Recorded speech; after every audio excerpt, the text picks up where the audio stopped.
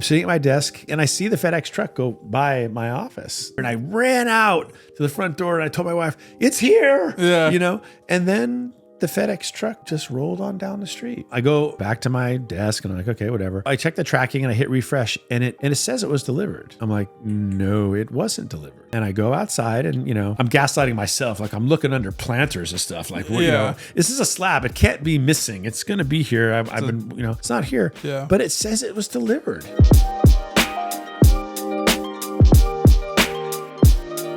Hello, everybody. Welcome to episode 70 of the Comic Room Pod. I am your host, Spro, and with me, as always, is my co-host and father-in-law, Mr. Longbox. How's it going, everybody? How to remember to... I was like, wait, how was I wording this? That's why your introduction started to slow down. Yeah, you're going to get like, it's a new, I got a few new titles. I was trying to remember how I worded it last week, but I don't think that was 101, but it still worked. Welcome in, everybody. First off, thanks so much for all the love you guys are showing on the last episode. Mm-hmm. Appreciate it. It means a ton to us. Also, I didn't say this until the end of the episode last week, but I'll say it here now just to be sure. In the description, and you know what, I'm going to put it in the comments too. In the description and in the comments is a link to a Google form where you can ask us questions. We would love to do a Q&A episode. So if you have any questions for us that you'd like us to ask, just hit that link. You can submit a question. It's really easy. And yeah, we'll do a Q&A episode sometime here in the future. We might even answer a non-comic related question. Yeah, whatever you got. If we got an answer for it, we'll answer it. Why not?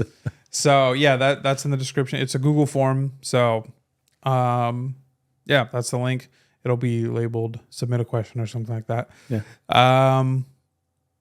Yeah. All right. I just wanted to make sure that I got that out in front because I totally forgot to mention it last week. We're at 70 episodes. 70 We're episodes. Into a new that's a nice round number, a new decade of episodes. Yep. We're into the disco era now. Yeah, the Dazzler era.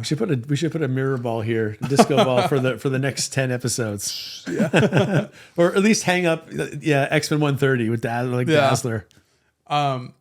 In Marvel Rivals, they're doing a lot of themed skins, disco related. So I told Dara, I was like, I feel like they're gonna bring Dazzler soon. Well, they have to. She's the queen of Marvel disco. Yeah.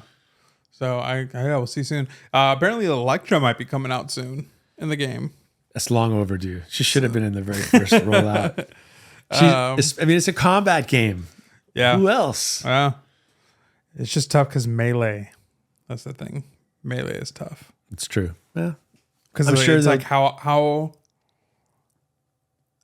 different can you make melee each time you introduce a melee character? Okay, I've not played the game much. I've watched you guys play it, but I think if you're gonna do Elektra, and I know Marvel, the game company, whatever game's putting this out, is doing a really good job because they do try to emulate what the characters actually do and their personalities. Could you give Elektra like a stealth mode? Where remember on D&D if you had an assassin character with you or a thief, they could do things that other characters couldn't. Yeah. I could see Elektra going into having that special ability to not be seen or heard and get sneak up into a party and then because she's a ninja. Yeah, there's different types of stealth. I don't think that there's perfect 100% cannot be seen or heard stealth. Invisible Woman can go invisible and you can't see her, but I think you can still hear her. And then Psylocke, I don't remember what it's called, but she enters this phase where she goes invisible. But you can still, I know you can for sure hear her when she runs. So with Elektra, then give her a, not complete stealth because that's OP, right? You can't really, but maybe you can't hear her and you might be able to see her kind of in some limited way, but give her a special ability if she gets behind you and stabs you in the back. That's totally from D&D. Yeah. Like a critical hit if she can get you from behind because she is an assassin. I think with her, I think you should be able to see her, but I think you could definitely do one where she's silent. She has an ability where she's 5 seconds of mobile silence or something like that. I don't want to live in a world where I can't see Elektra anyway. She's one of my favorite characters. Got him. But yeah, maybe next season. That's what the rumors are saying. Okay, cool. So, that'd be fun. we just got Deadpool in the game, and he's the first character in the game to be able to play all 3 roles. So you can play him as tank, DPS, or That's support. cool. Yeah, that makes sense. Yeah. Yeah. Well, I like watching you guys play. I'm not very good and don't love the combat games, but I like to watch people play. Yeah, they're fun. So that's cool. And Marvel, because I love the characters, is even more fun. Yeah. And you stream that stuff, right? Not anymore. Yeah, you haven't in a while, but Dara does. Yeah. She streams Marvel Rivals all the time. Yeah. Okay. Well, that's why I know it. Yeah. Well, in our conversations. Yeah. All right, show and tell. Yeah, show and tell. All right, I'll go first. What do you got? All right, this is a book that I've had already previously. I had it slabbed, but I just got a stinking good deal on this book raw, and I'm gonna sell my slab book because I want the difference in between the money. I hear you. Yeah. So this is such an iconic book, and honestly, I feel like this is a book that should just be in everybody's collection. Ooh, man, I'm curious. So now you're gonna hit me up about the my slab version. This is all an elaborate sales pitch. You see what's happening here. This is Daredevil 16. Oh, yeah. This is the first time that John Romita drew Spider-Man. Okay. Or maybe not drew. This is the first like but if it is publication like of it. Yeah, if it's his first work on Spider-Man in a comic book, that's massive. Yeah. I think I mean I'll double check, but I'm like That's got to make this a pretty big key, right? Yeah, I paid under $100 for this. I'm like certain. I don't even know what to say to that. I'm certain it's the first Romita. Yeah, first artwork on Spider-Man by John Romita Sr. Wow, that's from my day. Those types of keys were really sought after. You know, first Miller on Daredevil, first Byrne on X-Men 108 was like, you know, or even the Iron Fist 15 was a Byrne work on X-Men before he got on the X-Men title, and that made it worth a lot. People aren't as excited about that sort of thing anymore, but I still am. And Romita on Spider-Man is at least as big as Miller on Daredevil and Byrne on X-Men, if not bigger. Oh yeah, I mean, bigger probably for sure. bigger. Yeah, right? Look at that. Yeah, it's beautiful. What grade would you put this? It looks like so a 6.5. The back has some staining that would probably bring it down, but the front cover presents, I would say, like half a grade better than the one that I have, than the graded copy I have. But the back cover, I mean, it's a lot worse than the other one, but I don't care. Wow, that's really, really nice. Yeah, and so of course, you know, it's on Daredevil, man. Daredevil's issue 16. Daredevil and Spider-Man is like the best hero crossover in comics. I don't care what anybody says. Like, own it. It's just two New Yorkers, street, like protecting Manhattan. They're the best. Yeah, it is a good team up, and you know, let's be honest, the colors complement each other too. Oh yeah, they just look good together. Yeah, it's so hard not to just be like, man, they cooked with Spider-Man's design. They did.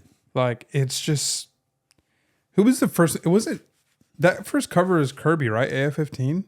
I think it's a Kirby Ditko cover. Yeah, I always, Ditko is in there. Let me double check. What's John Romita Sr.'s first work on the title Spider-Man? Do you know? I don't. 39. That one? It's the one where Goblin's like has Spidey all like tied up. Yeah, it's a blue cover. Yeah, and his mask is off. Yes, I know that one. Yeah, is that one? Is that one elevated over like issue 38 and issue 40? Is it separated and worth more because of that? Okay. Yeah. Well, that makes you feel better about the world. All is at least somewhat right in the comic book world. If that's got a key tag on it. Yeah, because I think 37 is the first Norman Osborn. Yeah. And then 38 is the final Ditko issue before quitting Marvel. And then 39 is the first artwork on ASM by Romita. Yeah. It's this cover. Yeah. Oh, yeah. Yeah. That's beautiful. I love that blue sky. It's really, really nice. It's a great cover. Yeah. And, one of the reasons that Ditko left is they were coming to a point. They're 40 issues in, so they're a few years into this now. And Green Goblin made his first appearance in ASM 14. Yeah, but That's it. there was no background. Like it was just Goblin. Like that's it. The Green Goblin. No, we didn't know who he was, and so Stan Lee was like, "Hey, we should connect it to Peter's background, like his best friend Harry Osborn. We should have him, Green Goblin, be Harry's dad, and be Norman Osborn. That way, there's like a connection to like really flesh out excellent idea. Yeah, this villain." And Steve Ditko's like, "No, we're not doing that. you just want We want him to be like to have no connection to Spider-Man." And so they that's really went head to head on that, and they really, I mean, to the point where divorce. Ditko left. Yeah, divorce. Yeah, Yeah, and I know that Stan Lee, right up to the end, begrudgingly gave Ditko credit for at least some of the creation of the Spider-Man character, but he never admitted it. He always would remember, like we would say, no, but I created him. yeah, But I think Ditko deserves co-creator credit in the same way Bill Finger deserves co-creator credit for Batman. yeah. I mean, they wrote the lore together, but in this case, Stan Lee made was correct. I mean, it sounds like Stan Lee had a better understanding of building out the world that is the Marvel universe versus just individual villains and good guys and bad guys. Yeah, I think that's definitely, it's more of a world building decision than, I mean, it's cool if he's mysterious, but I mean, or if he has like no connection, but I think there definitely comes a point in the long run where you're just like, I don't care about this guy anymore. Like if he's just here terrorizing. Yeah, he's kind of off the wall initially. I mean, when he's just chaos. He's a little bit like Joker-esque almost, if you can say that. And then, but making him Norman Osborn was just a brilliant. Yeah, it's just good old fashioned storytelling. You put a villain or a hero behind a mask. At some point, we need the reveal. Yeah, and the reveal should be a twist and a shock and a page turner all at once. Yeah. So A15 is a Kirby cover, and then Ditko interiors. See, people who hate on Kirby, they can't forget. Yeah. We all love AF15. What an amazing cover that is. It's, do I need to say anything more? That's Kirby goodness. Yeah. I wonder who designed the suit first, if it was Ditko or Kirby. I feel like I should know that, but I don't. Let me Google that now. But yeah, Google it, grok it, GPT it. Let's see.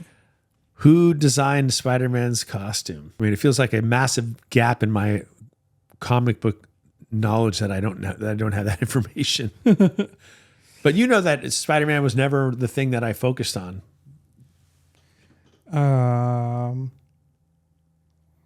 Kirby was claiming he created Spider-Man. Jack King Kirby. From what I read, he created a Spider-Man, one who is a more conventional adult superhero with a gun that shoots webs, nothing resembling Ditko's work. Yeah, see, so Ditko has to be given credit for co-creation because he probably had a lot to do with making him this angsty teenager, which is the whole persona. Okay, so Kirby says he created the character, created the costume, but they gave it to Ditko because he couldn't do them all. And Ditko was the right man for the job, and then he did a wonderful job on it. Like we all take it for granted now that just Spider-Man. We just say it, right? Spider-Man. Yeah. But when they were coming up with the idea and they rolled it out, nobody thought it was really going to work. I mean, heroes aren't spiders, right? Spiders are the bad guys. Yeah. Who's going to want to follow a hero that's a spider? It didn't seem to make any sense. But now Spider-Man is just it's almost, what's the right word for it? I don't know. It's just an idiom. The word is we don't even question it now. But before they made him a hero, that was kind of a weird thing. Yeah. I think, remember when they rolled out the Fly in the 70s? Yeah. I'm actually the proud or ashamed owner of a near mint copy of the Fly issue number 1. I mean, at some point They got to put Spider-Man and the Fly in the same comic and have Spider-Man just eat. Yeah. It's perfect. Yeah. Okay, so ChatGPT says Ditko created the iconic red and blue suit web pattern and large expressive eyes, and Jack Kirby contributed to some of the early concept art.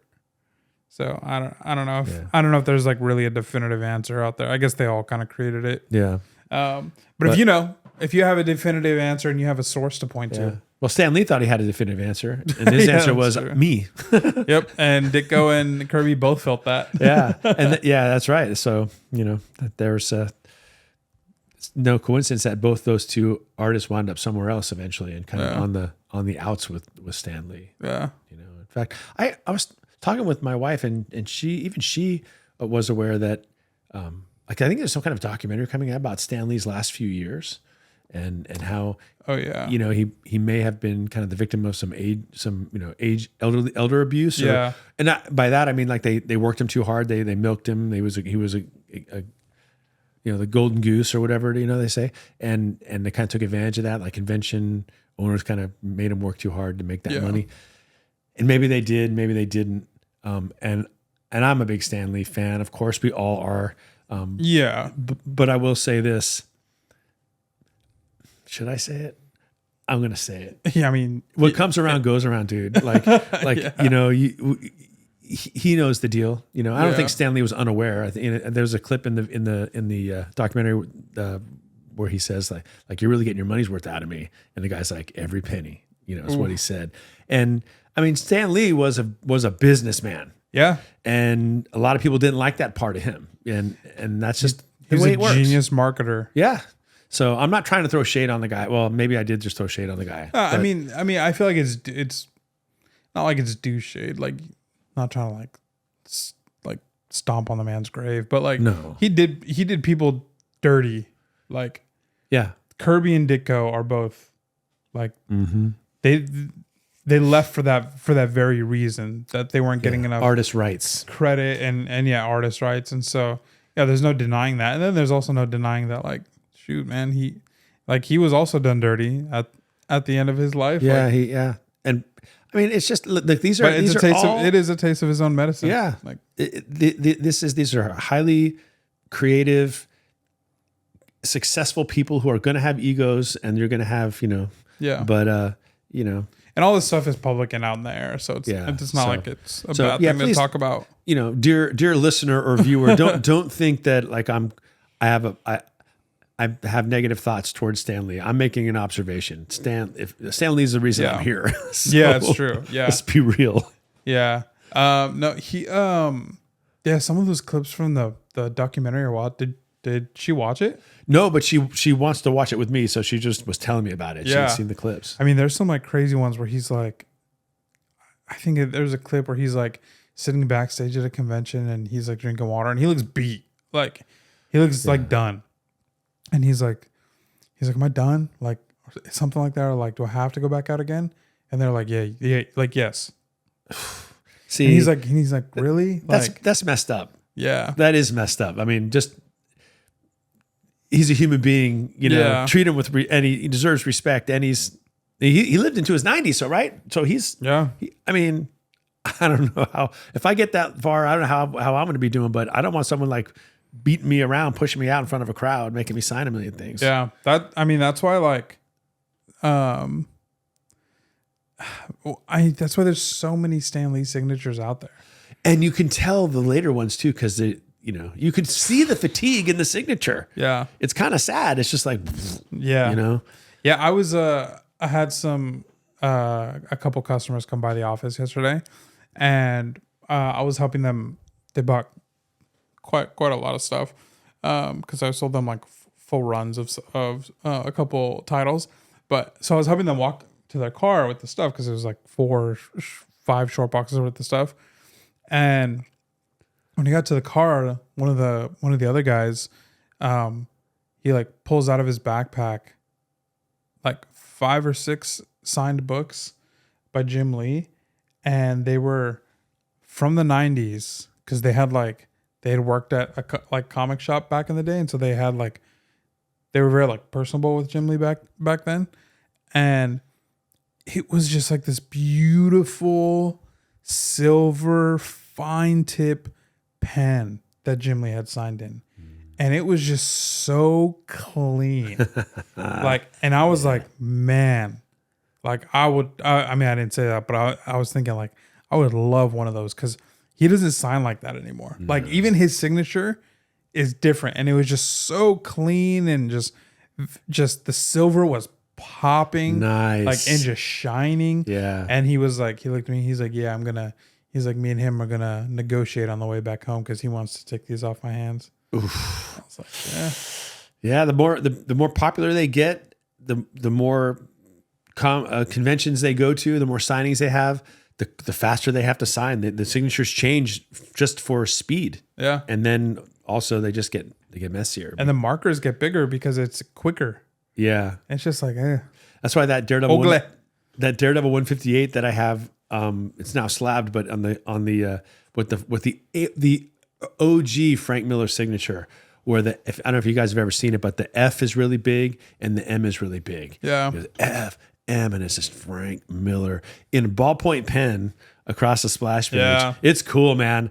I love that. I love that book, but yeah, he doesn't sign that way anymore. Now it looks, whatever he's doing it's consistent, but I can't tell it's him, except that it's recognized now, but it doesn't really look like Frank Miller. He's also got like 100 different signatures. Yeah, I know. I think if I were someone like that had to do a lot of signing, I would just be signing my initials. Yeah, for sure. Because it's just too much, man. Yeah. All right, my show and tell.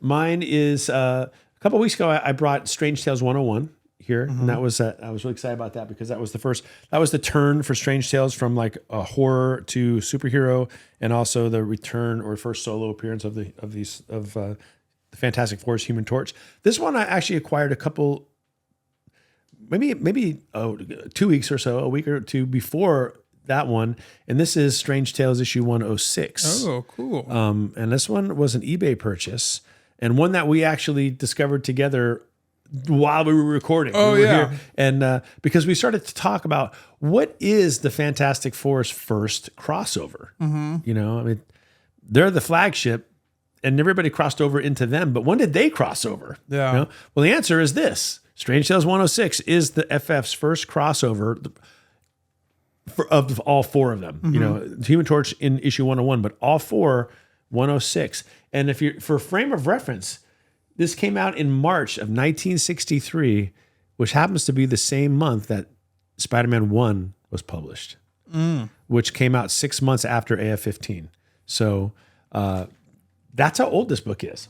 It's the same publication date, week and month as or at least month as ASM 1. So it's tied with ASM 1? It's tied, yeah. So in other words, it's tied with ASM 1 because we know FF appears in ASM 1. So that's a tie. And this one's worth so much less than ASM 1. It's crazy.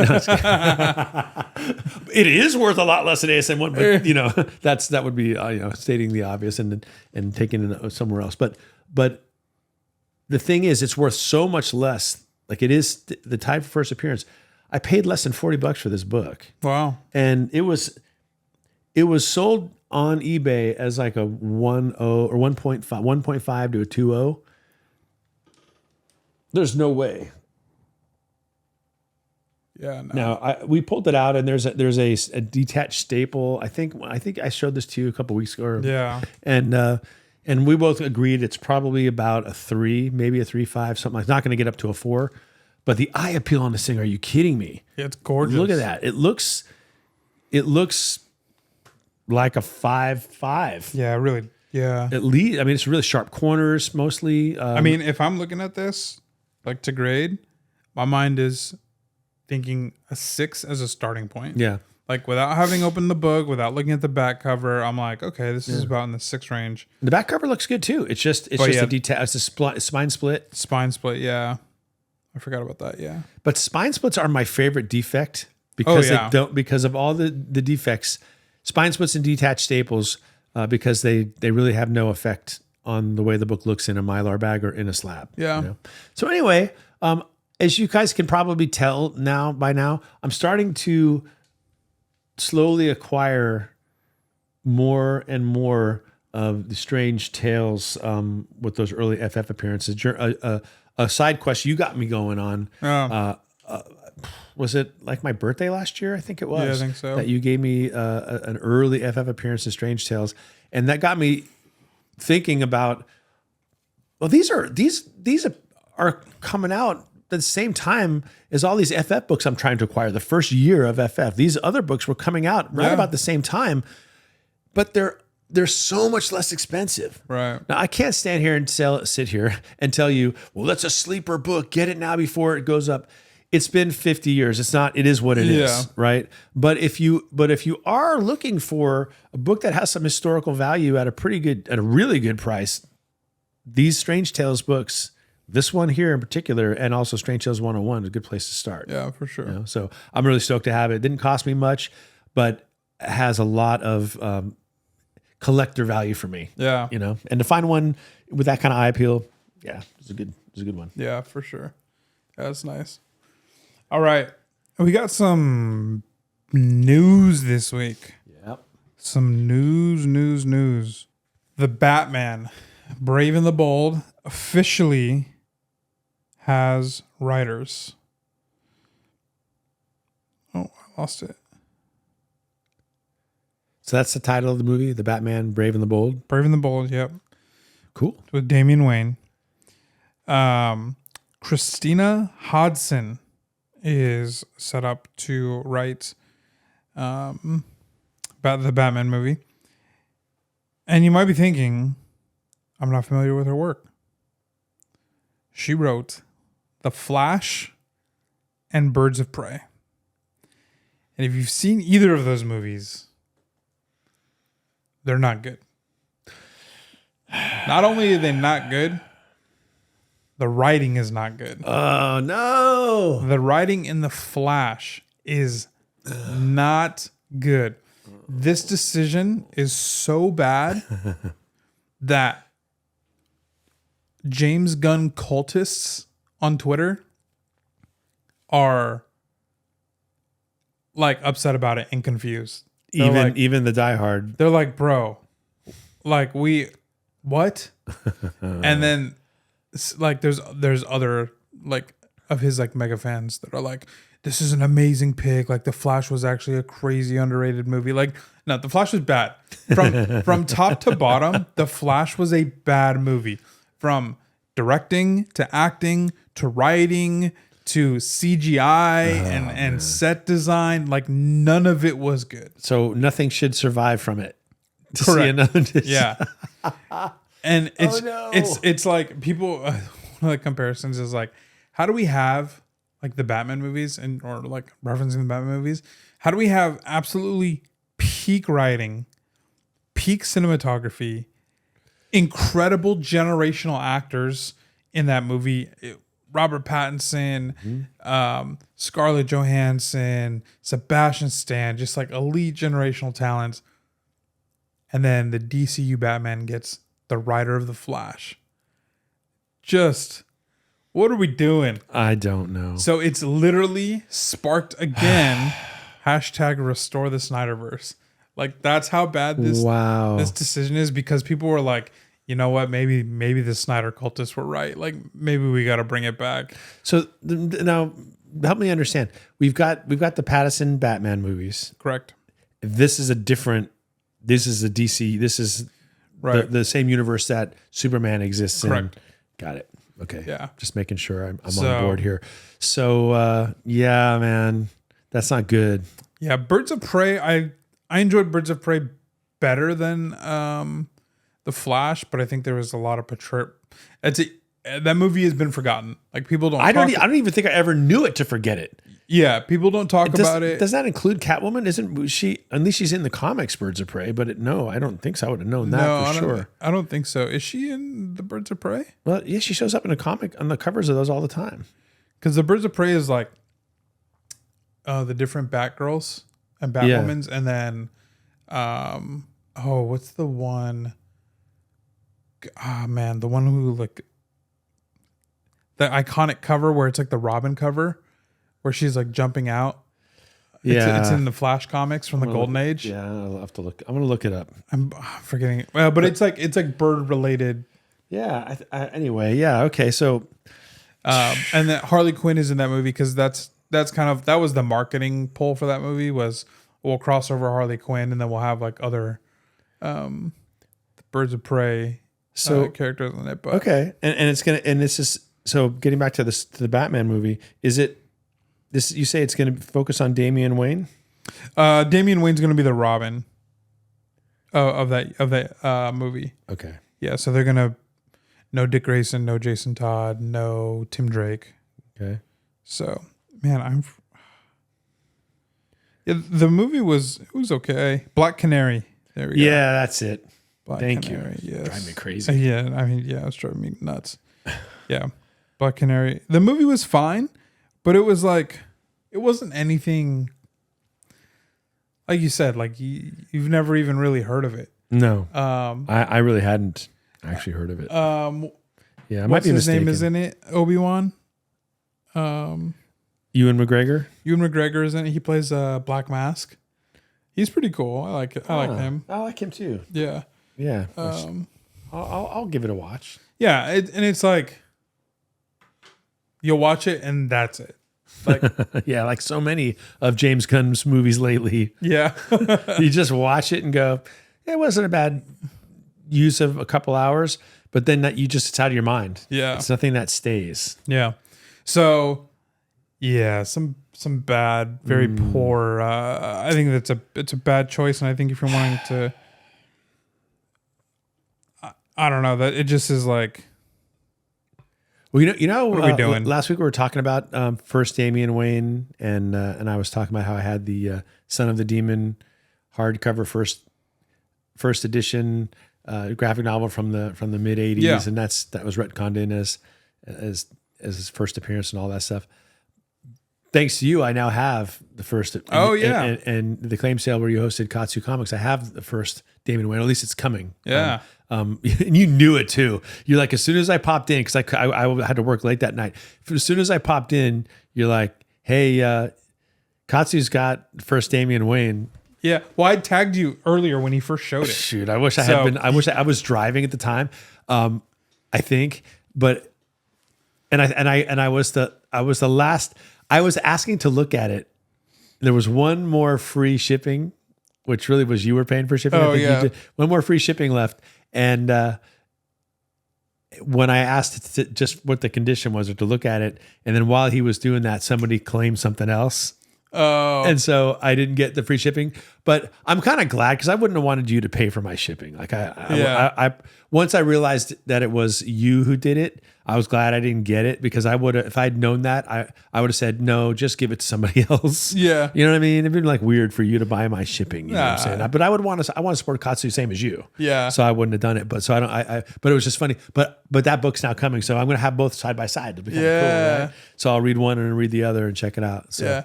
I forgot this writer. This is a tweet. I'm just gonna read this tweet. So the woman who wrote the Batgirl script, which was deemed unwatchable, is now writing for Batman: Brave and the Bold. ... So if you guys remember the Batgirl movie, it was supposed to have Brandon Fraser as not the Fly, but it's something like that. Firefly. Did they just not come out? They filmed it, edited it, everything, and they were just like, "No, we're not letting the public see this." Not even. And they vaulted it. Oh my god. Yeah, and she wrote that movie because Warner Brothers is basically like, this movie is atrocious. So, and she wrote that movie. So I feel bad for her. You know, Yeah. I feel bad because poor thing. She's had a couple stinkers, and now, you know, the announcement of her being the writer, it just brings a hailstorm of criticism down on the whole company. Yeah. And everybody associated with it. Poor girl. So yeah, that's one of the hottest pieces of news this week. Matt Reeves' The Batman Part 2 begins filming March 2nd. So Finally. yeah, so we're getting there. Let's go. So be about a year and a half until we see it in the theaters. This morning we got a first look at Lobo. I'll throw it up on screen. First, like close-up look of Jason Momoa. He is Lobo. He's perfect. He's like the perfect casting. It was released this morning by James Gunn, and I think James Gunn was doing it to counter all of the heat that he got this week. Yeah. So he needs he's got to change the narrative. yeah. Also, the same day that the writing announcement was made, Zack Snyder took to Instagram, and he was visiting with a friend and posted this picture holding a CGC 9.0 Action Comics 1 and a Superman 1. I'll also throw that on screen.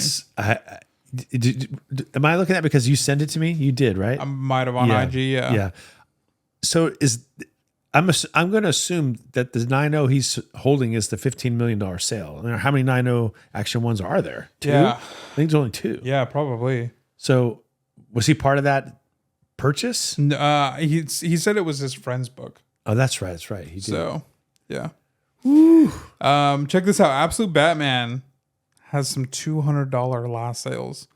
202 on a bid from January 18th, 208 on a bid from January 18th, and 240 buy it now price January 18th. And this is a tweet somebody said, "The fear of missing out is so strong with people new to collecting comics that they are spending hundreds now on a comic with 10 printings, hundreds of variants, and a huge initial print run. Rookie mistakes and burnout collectors when they find out these books never hold value."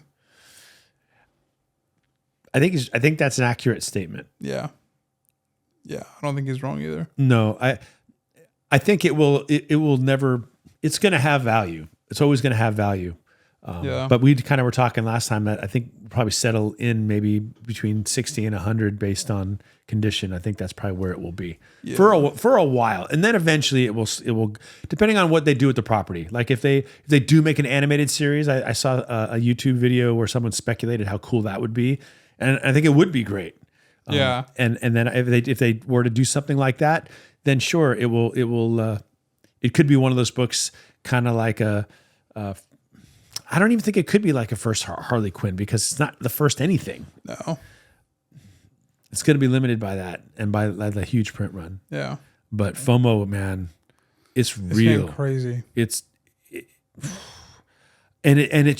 not stopping. And I'm not even talking about just issue 1. You go to the LCS, and even I have to, like when I show up to LCS and I've got Absolute Batman on my pull list, but I don't have every single variant on my pull list because it's too expensive. There's like that tweet said, or whatever that post said, there's 10 variants for every issue. Yeah. So that's $50 a month right there if that's all if I'm pulling it. So I just say, give me a cover A. So I try to get there as close to Wednesday as I can to see if there's any of the variants that I really want. And I have to walk in and make a beeline to the Absolute Batman, because if I don't, someone's gonna show up before me and grab 10. Yeah. It's nuts. Yeah. The fervor is crazy. It's fun, but it's also a little crazy. Yeah, our LCS is officially all sold out of cover A's of every issue now. Yeah. And they were stocked probably more than most LCSs. Yeah, they're all gone. They're all gone. So Wonder Man comes out next week. I'm really I'm intrigued. Yeah. The trailer is certainly presenting a different tone. Yeah. And I'm down. Check this out. It got reviewers and stuff got to watch it because it's a few days away from public release. Debuts with 90% on Rotten Tomatoes, the highest rated live action MCU show in 5 years. So good. It's sitting well with good. I love it. With the critics. Let's get some good movies. Yeah. Because the movies create momentum in the hobby. Yeah. Yeah. Yeah. It definitely gets people. I think it just gets people excited. Like when I watch movies, I watched Across the Spider-Verse a couple weeks ago, and then I was like, dang, I forgot how cool Spider-Punk is. And then I bought the book back from you. You did. Like after I had sold it to you. And now I wish I hadn't sold it to you. No, I'm just kidding. No, that's fine. And that's the reason I bought it, because I was shortly after I saw the movie. I'm like, that guy's cool, man. I want that character. Yeah. I was surprised it was as affordable as it is. Yeah. For now. Yeah. So now that is a sleeper book, I think. Yeah, I agree. What is the book exactly? I can't remember now. Amazing Spider-Man 9 or 10? Yeah. Look it up. Yeah. It's between 20 and $40. That's about the value. That's where you can find this book price wise. And man, get it while you still can. Yeah. And take it as for me, as someone who just sold it, I already want it back. I'm ready to spec on it again. Let's put it that way. I think it's still a spec at 25. Yeah. Or wherever I might get in on it. Yeah. That's so funny. It's just a never ending thing, man. You buy a book, you sell it, and then you're like, Happens all the time. I know that eventually I'm gonna recapture Absolute Batman 1. Yeah, for sure. Yeah, me but too. It's probably gonna be 3 years from now, and I'll probably pay, like I said, about $100 for it, $60 for it. Yeah. Maybe the same price I paid for it initially. Yeah, that's what I'm thinking. I'm thinking about a year. It's gonna come down a lot. So all right, the final piece of news is the Invincible Season 4 trailer has released. I pushed hard to be able to be ready for it, but I'm only through season 2. I just finished season 2 2 days ago. But it's only 8 episodes. So is season 3 also 8 episodes? Somewhere around there, yeah. Yeah, I that's probably like 3 days for me. Yeah. You know, I can't. And I know people had said that season 2 was a bit of a lull compared to seasons 1 and 3. But I liked season 2. You know, I think season 2, so I think with people who were watching it when it was coming out, it felt like a lull because there was a huge time gap between when they released season 1 and season 2. So it's like we waited a long time before we could see season 2. Right. So I think naturally it's just like the excitement is building up. And so you're hoping for something big and ends up not being like as big as you've kind of like imagined it to be in your mind. So you think it's like more of a lull. But Darren and I just rewatched it and we were like, no, that was actually a really good season. Yeah. There's a lot of setup. You're introduced to their version of multiple universes. Yeah. And even some time travel, which was really interesting at the end of season 2. I thought that was like, it ended and it didn't feel like a cliffhanger type of ending. It just ended, and that was the season. Right. But I haven't stopped thinking about that whole time travel thing. Yeah. Not to give any spoilers. And it's not a big plot thing anyway. It's just kind of was thrown in, but it opens up a whole different can of worms. Well, I mean, season 2 came out in like 2022 or all right. So if I'm spoiling anything, same thing I would have said to myself a week ago, tough. Yeah. Where you been, bro? Yeah. And season 3 was a year ago. So that's right. Yeah, that's right. So season 3. So yeah, it's almost to the point where spoilers are expected. So, well, with shows, I feel like with the episodes, like you have until the weekend is over. That's about it. Like, yeah, when you're on the internet. Yeah, if you're on the internet, yeah, you I think everybody is kind of like, okay, like if the episode comes out like Friday or Thursday or whatever, try to get through the weekend. But once Monday hits, like, yeah, remember when the big Game of Thrones was the big thing, and whenever those episodes would drop, I wasn't watching the show when it came out, but something's big when you're not watching it, and yet all about it somehow. Yeah. Anyway, because it's just everywhere. Oh yeah. And I remember that was kind of the unstated, or sometimes even stated, give us the weekend before you start throwing spoilers out. But then people still would say, well, I'm not going on Twitter. Yeah, how could you? Because I haven't watched the episode yet. Yeah. You can't trust the internet. You just can't. Somebody's going to give it up way. So, yeah, the trailer is great. Fantastic. I'm very excited. Comes out March 18th is the release of season 4. So I'll be ready. Yeah, me too. I'm pumped. Yeah, I'll be through season 3 and waiting on season 4. Yeah, it's good. So I got my 9.6 here, my baby. And if you're like me a little bit, where my objection to watching Invincible, and I don't even call it an objection. It just made me delay. Like, I don't know. It's animated. Is it really? I mean, is it really for me? Isn't it animated? That's just sort of this stigma that I attach to animated, which is probably it's probably a generational thing. You Yeah. know? Because since then, animation is very sophisticated and storytelling is very adult or whatever you want to call it. That I don't know how to say. I hope it doesn't sound like I'm throwing shade on animation still by saying this, but once I got into both season 1 and season 2 of Invincible, I didn't even realize I was watching an animated show. Yeah. I'm just watching a show with characters that I really care about getting put in these situations that are really tough and difficult. And I laughed at jokes. I was sad when characters died. Yeah. And just like anything else. And so identifying it first and foremost as an animated or not animated is not actually the right way. It's just a good story. Yeah. Ooh, you're in for a hoop for season 3. Man, I know I got to brace myself. I got to get ready because I know once I start, it's probably gonna be slight binge.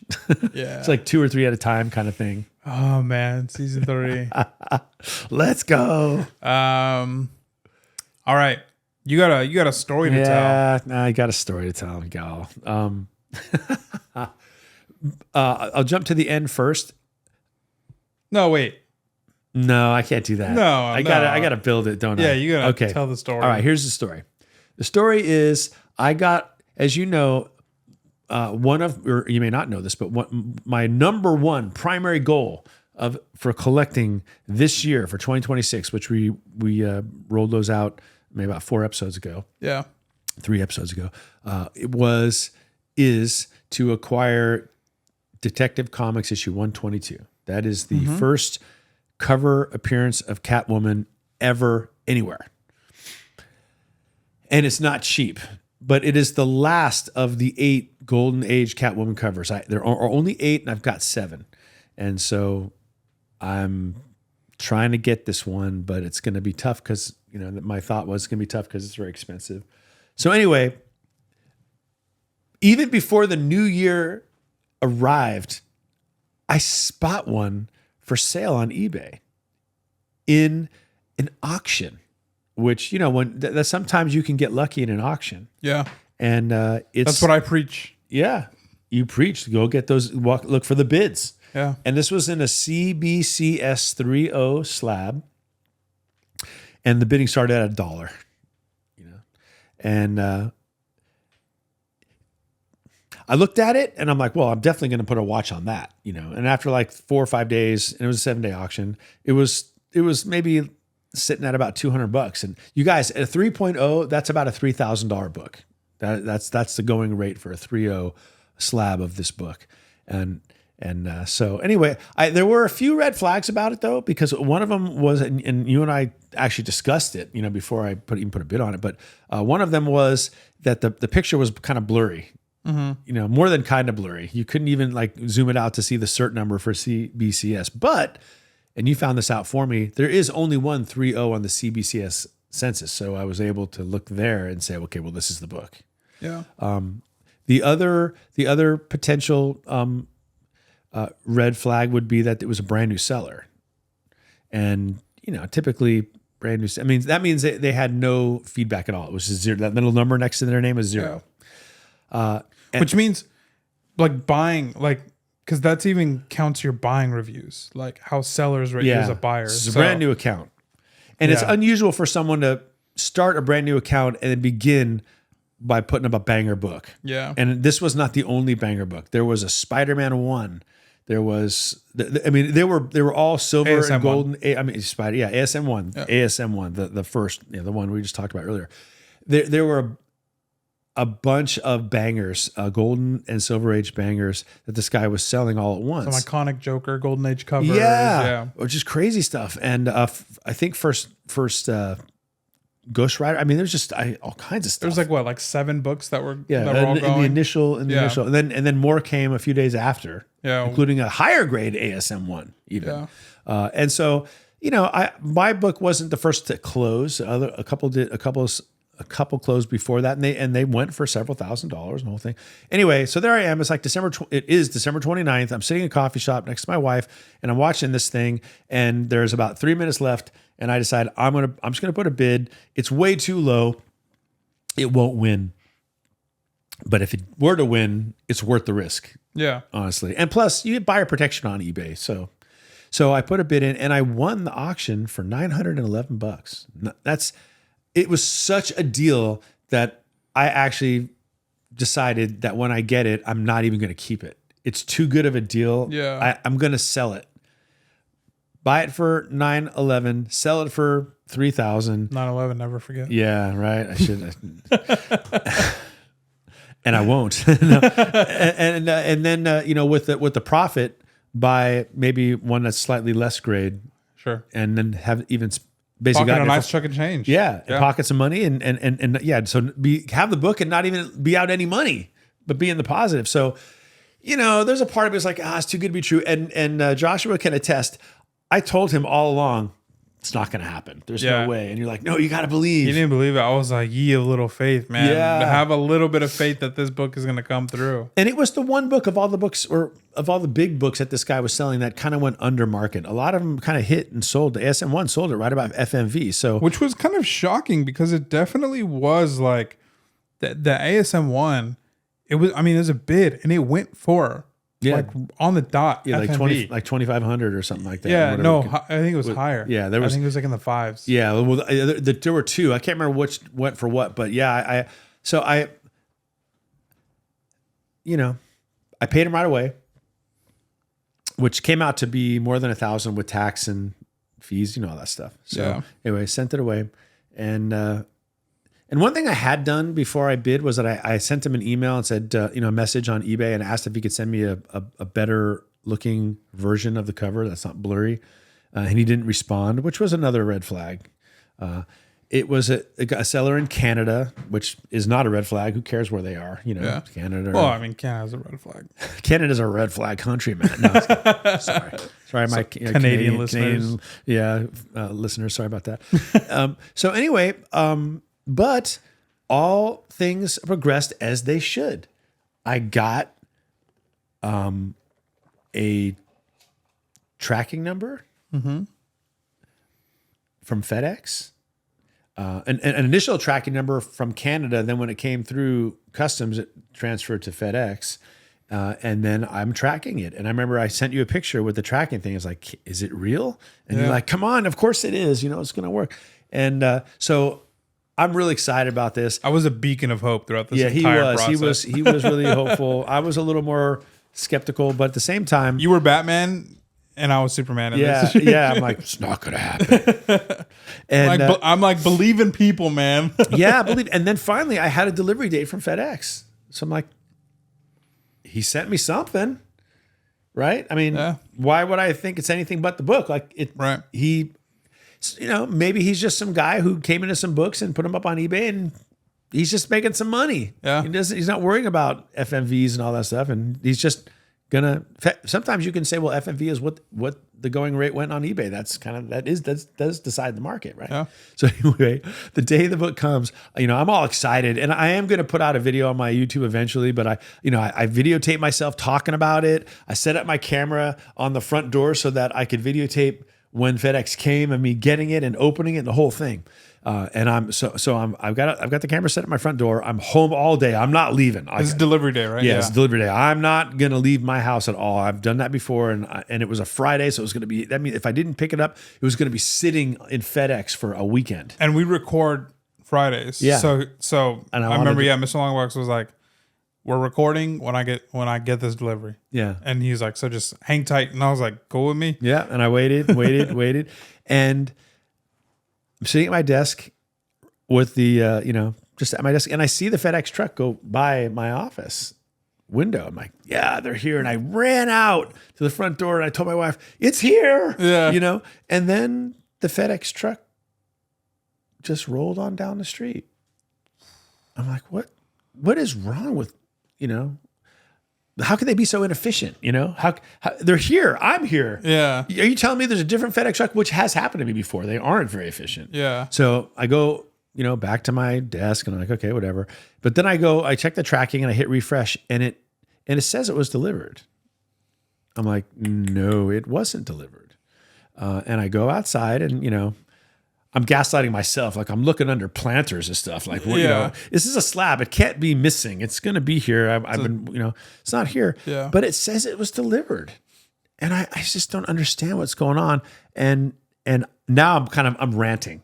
I'm on a rant with my wife's got to hear me just going, and I I'm going off on FedEx. Yeah. Like, how can these guys be so moronic? I was really mad. I'm like, have one. I'm like, you have one job, And I was saying, and that's not really fair, but I was just, disappointed, and I was now concerned because where is it? Right. So, but FedEx, they're pretty good with help with their tracking. So I went and I looked in the tracking, and it says it's delivered, but the name, and it says it's been signed for. I'm like, what? Somebody actually signed for it? Why would they sign for something that's obviously not going to have their name on it? Right. And why would FedEx accept it? None of this makes any sense. I mean, I'm just livid. But I look and I can see there's an initial and a last name. So I Google this initial and the last name, and it turns out it's an address on my street. So I walk down to this address with my wife, because I nobody wants to see some strange dude who's probably beat red in the face because he's angry. Yeah. Did you get a FedEx? I didn't want that. So my wife and I walked down like 4 houses down from my house, and there's a woman outside. She was doing some gardening. It's just middle-aged gal. Yeah. A little older than me, so I guess maybe not quite middle-aged. And my wife did the talking. She just said, "Hey, did you just get a FedEx package?" And she said, "Yeah, I did." And it didn't make any sense because I opened it and I didn't even know what it was. I'm like, oh, okay, problem solved. There's just a mistake. It's fine. It's all been taken care of. She hands me this FedEx package right away. I know something's wrong because remember, it's a slab, right? The package was this big. Yeah. No way a slab could go in it. And it's opened because she opened it, which I'm like, why did you open a package that doesn't have your name on it, right? She hands me the FedEx package. Check it out. My name is not on it. My address is not on it. It literally was sent to her. Her full name, her address. Yeah. And inside, floating inside, nothing, no protection, no sleeve, nothing, is a 2021 hockey card of a player who's on his 5th year. In other words, a worthless hockey card floating around his thing. And now I know, okay, the scam is in full effect now. This person never ever had the book, obviously. Yep. And I think the point was he was hoping to be able to say, well, I don't know, it got delivered. I did my part. Maybe he wasn't counting on the fact that FedEx tells you who signed for it and that Google will, you could look it up. So anyway, now I have this package, and aside from being disappointed, I'm thinking, how am I going to get my $1,000 back? Yeah. So I made a video right away, and I sent you the video. Yeah. Just like, and here's it is, what is going on? And so I contact the seller first, even though I know it's a ripoff. There was no mistake made. He didn't mistakenly find a new person on my street to send a hockey card to. Right. Like, this is absolutely planned scam. But I decided I'm not going to get my money back until I go through the process. So I contact him and I say, hey, and I tell him, this is the deal. I'm formally requesting officially a full refund. And then I don't hear anything. And because the way eBay rules work, you got to wait 3 days before eBay will get involved. Well, I go to sleep that night. I wake up the next morning. I'm like, forget this. I'm not waiting 3 days. 3 business days means now it's Saturday. 3 business days means it's going to be a whole week before Monday, I can get Tuesday, eBay involved. And by now the guy's probably, in Tahiti just sipping martinis on my money, I'm like, or not martinis, pina coladas, on all of us who bought these fake comics from him. So, to make a long story not as long, in the end, the seller actually contacted me. After I contacted eBay, and it took a little while because you have to go through all the AI stuff and all that. But I finally got a hold of a person. Yeah. on the phone, and I explained everything to the person, and I was trying to kind of help out the other sellers because by now the guy was selling 7 new books, or more, and they were some of them way more expensive than the books he sold first time. And I thought I would do a good service and just go onto their look and see who's bidding and contact them and tell them, so don't retract your bid. This is a ripoff. But eBay doesn't let you do that anymore. I don't know. It doesn't allow you to contact people who are bidding. It doesn't show you or I couldn't even contact the people who bought the books in the same wave of books that I bought, because they're no doubt going through the same thing I am, and they might not realize what happened. But I did, because it was easy for me to track. But if you're living in an apartment complex, how are you going to know it was delivered to the guy on the 4th floor, not to you? Yeah. And he's not going to know what's what. He's just going to think some package was wrongly sent to him. I mean, it wouldn't even make any sense to him. So anyway, I got about 2 days after I formally requested the refund, I think it was that Monday, the seller contacts me and said, "Yeah, I'm refunding you." I didn't really believe him. But eBay told me, you got to wait until you got to send the thing back to him. And you have to, I'm like, he just doesn't want it. It's junk. It's not worth the stamp. Right. But that's the way eBay works. It will not officially consider the return accepted until, based on the tracking number that I get for the thing sending back to him, it says it was delivered. Yeah. So I'm like, fine.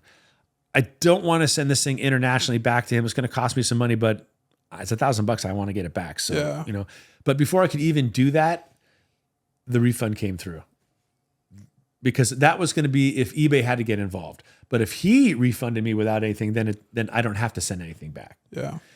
I don't know for the life of me why he refunded me. It doesn't make any sense as to why he did it.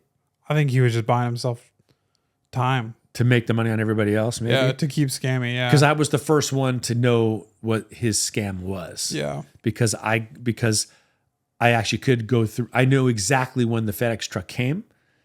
And within 5 minutes of it arriving, I went to the door where it was rightfully delivered by FedEx. They did exactly what they were supposed to do. Yeah. They delivered the address on the envelope. So for all the bad things I said about FedEx, I take it all back, and I'm glad I kept it private, except between me and my wife. They did everything right. I'm curious if your sale got removed from GPA. Oh, yeah. I hope it didn't, because it will drive the price down. I mean, I get a better shot at a cheaper book. Detective 122, right? Yeah. See if it's still up there. That'd be crazy. 3.0, right? Yeah. Yeah, it's not up there. It's not there? Not there. Okay, good. Yeah. That's as it should be. Yeah, that was because you looked at some of his other listings, and it became obvious to you. This is a picture of a screen of an iPad, basically. Yeah, like he's pulled up a picture of this book and taking it, and you could in some place you could see the reflection. Yeah, he got the first wave of pictures for all those other books were like pretty. He did a decent job at like hiding just that. Making it look like, is this dude got like an old flip phone? Is this like old Android? Like, what is he taking a picture with? But then the second wave, he just got lazy and he just started taking pictures. And it was like very easy to tell with those pictures. Yeah. So I'll say all's well that ends well, except for one catch. And that one catch came in the form of a text and an email I got on the same day. And I knew it was coming because you had said so. You've made international purchases before. I had to pay the customs bill. Yeah. The processing fee that is incurred when things cross international borders. And so it wasn't a lot. It was like $22. And I actually thought, I tried just for a second to see if I could get out of it. I went on to FedEx and I used their little chat thing, which is AI, of course. And I just explained it all in one sentence as concisely as I could. Yeah. The answer was basically AI saying it couldn't understand a word I was saying. Like it was too convoluted. Yeah. You know, it wasn't falling into it's what it understands. And it said, maybe you want to rephrase it or something along those lines. And I said, or maybe talk to a human was my response. And then it said, well, here's our 800 number. And that's where it kind of left off. And then I went to bed. It was getting late. Yeah. And the next morning I just said, just let me pay this thing and get it done. Yeah. I really, it's not FedEx's fault. They actually are out the money. Same as, you know what I mean? They paid. Technically, your neighbor should have paid it. Yeah, and I can't do that. I mean, that's really kind of where I thought, that's so funny, Joshua, because that's what I thought. I thought, well, here, the only dispute I have is I could say, look, it wasn't sent to me. Yeah. But then they're gonna charge my neighbor, and she's absolutely innocent in this whole thing. And she was probably extremely confused as to why I showed up at her house to collect a FedEx package that was literally sent to her name and her address. Yeah. And I haven't seen her since, but she must have thought I was working some scam on her somehow. Because it didn't make any sense. It would have made sense if it was accidentally dropped off the wrong address, but it wasn't. It went to the right place. So if I ever see her out front, we live far enough away where we I don't even, well, now I know her name, but I didn't. Yeah. But if I ever see her, I am going to explain to her what happened. Yeah. Just because she's got to be wondering, what was all that about exactly? You know what I mean? Or maybe she probably put it out of her mind now, because she certainly understood that baseball card or hockey card was worthless. I mean, anybody could tell. Yeah. At the end of the day, the customs fee, you're just kind of stuck with it because you did receive a package from state or over a border from another country. So it's like, even though you were scammed, it's still, you received something and you got to pay that bill, unfortunately. And, because what's FedEx going to say about it? They're going to say, well, we don't know anything about that. All we know, we're not in the business of anything but delivering packages. Right. And that's what we did. Yeah, we brought a package from Canada to you in America. This is the pay price. The tariff. Yeah, and that's it. So I couldn't really do anything about it. I wasn't going to go back to eBay and say I want to get reimbursed for that. How much time would that take for the cost of take my wife out to coffee? It's just not worth it. Right. It's not worth it. We were just saying though, if it had been $30, I might have done it. Like for everybody's got that line, you know. For me, when something's $20, like all right. You know, it's not, I don't meet much resistance in my own head. Yeah. But when it gets to 30, it starts to feel expensive to me. Yeah. So that's true. At first I thought it was 27, but then I realized I misread it. It was only 22. So I just felt a little better about it. And it was $5 either way. So anyway, that was my near miss on completing my quest to get all the Catwoman covers. So once again, if something is too good to be true, it probably is. But $22 for a roll of the dice to get that book for $900 was worth the risk. Sure, you know? Definitely. And a great story to tell. Yeah. And really for all the anguish that I experienced, I had my money back in a week. Yeah. You know, for all the angst that I went through and the anger and the frustration and the not knowing and, well, what if this is going to, if I don't get my money back, I realized, no, I just got to trust the process. eBay I'm not the only ones getting ripped off. Yeah. And as it turns out, side note, that seller's gone. That account's been closed. But before it closed, there were 3 negative comments put up there by other sellers. One of which was the ASM1 guy. Other buyers, excuse me. Yes, who shared the exact story that I had. Yeah, identical. It was the same thing. Not a bad scam. Yeah, but not a successful one. Yeah, I don't think the concept was there for sure. Yeah, but I don't know. What you're banking that somebody's going to spend that much money on those nice of books and not figure out where the heck it is. Yeah, like one guy, one of the reviews, he said he had to drive a mile to find it, which is like you got lucky because you had to drive. I'd walk 4 houses down. Walk 4 houses down, but drive. How many different directions can you go for a mile? Yeah, I know, but he'll do it because that's his $5,000 book that it hit. I know exactly what he thought. He thought there's been some confusion, and my $5,000 book is in an envelope that's supposed to come to me, addressed to me, but somehow it got sent over here. Yeah.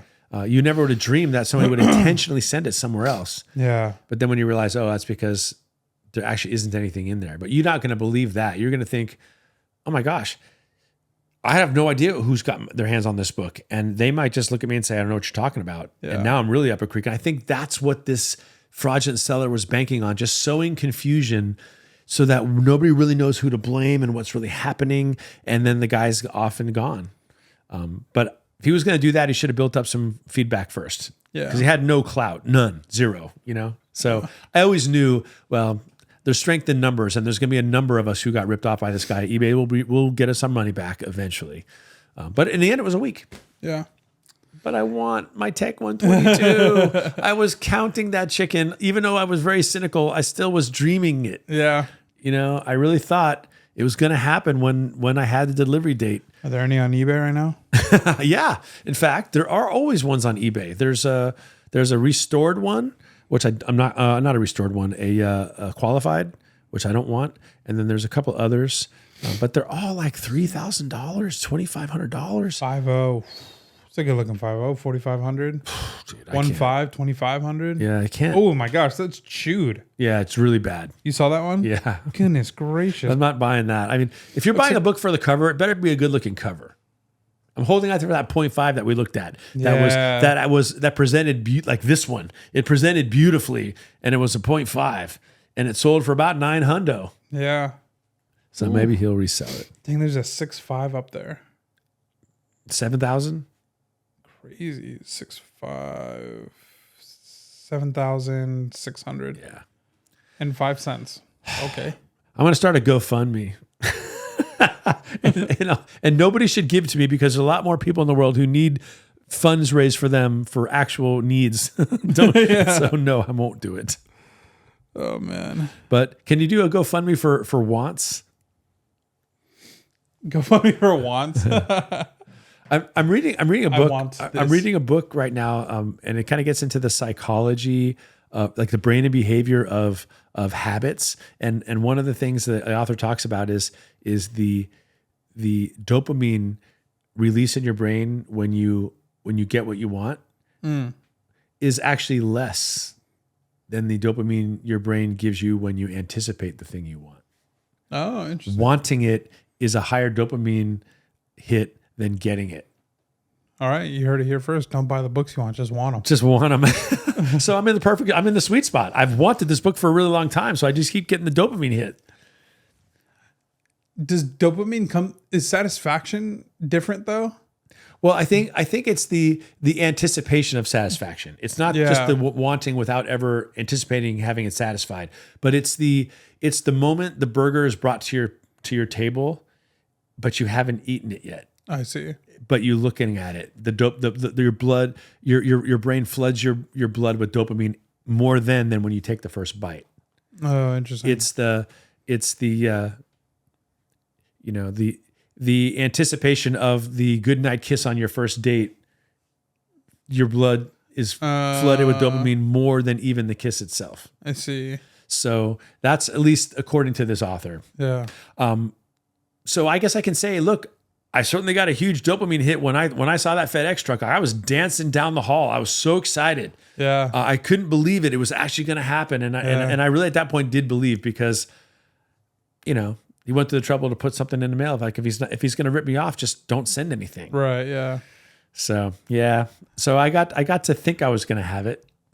Still fun. It was fun. It was fun. Yeah. But the dream lives. Yeah. Well, what a story. And hopefully sometime this year, you guys will click on a future episode. It's going to happen. With the thumbnail of Mr. Longbox holding a copy of Detective Comics 122. Man, I want it. What a great story. It was